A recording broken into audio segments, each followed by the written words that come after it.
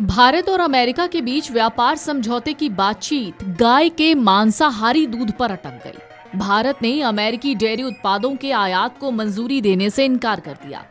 भारत ने सख्त लहजे में अमेरिका को जवाब दिया है, कहा है ऐसे दूध या डेयरी उत्पाद को भारत में एंट्री की अनुमति नहीं दी जा सकती जो उन गायों से प्राप्त हुआ हो जिन्हें मांस या रक्त जैसे पशु आधारित उत्पाद खिलाए गए हों।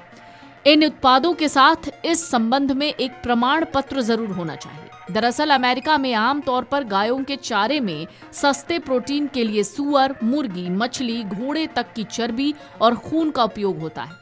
अमेरिका ने भारत की इस शर्त को अनावश्यक व्यापार बाधा बताते हुए विश्व व्यापार संगठन में उठाया। भारत दुनिया का सबसे बड़ा दूध उत्पादक देश है और इसका डेयरी क्षेत्र अर्थव्यवस्था में 3% तक योगदान देता है, जिसका कुल मूल्य 9 लाख करोड़ है। इसमें अधिकांश हिस्सा छोटे सीमांत किसानों का है।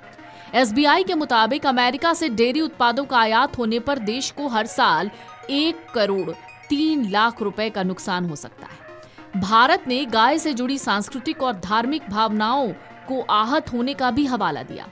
वहीं अमेरिकी राष्ट्रपति डोनाल्ड ट्रंप ने मंगलवार को एक अहम बयान देते हुए कहा कि अमेरिका और भारत के बीच व्यापार समझौते पर काम चल रहा है, जिसके तहत भारतीय बाजारों तक अमेरिका को अधिक पहुंच मिलेगी।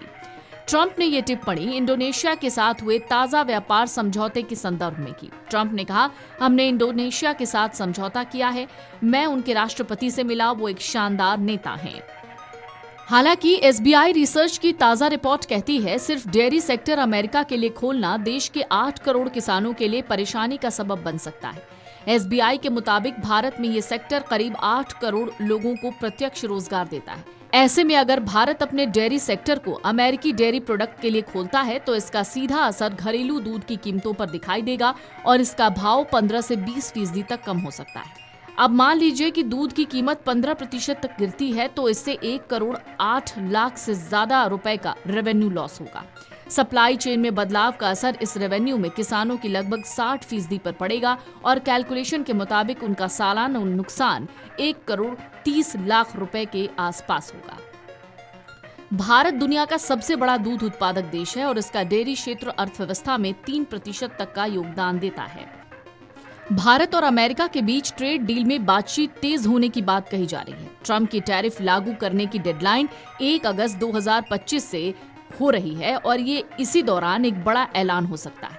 अमेरिका के साथ डील एग्रीकल्चर और डेयरी सेक्टर से जुड़े मुद्दों को लेकर बात अटकी हुई है, जिन्हें यूएस प्रोडक्ट्स के लिए खोलने की डिमांड अमेरिका कर रहा है, लेकिन भारत ने इस पर अपना रुख साफ कर दिया है।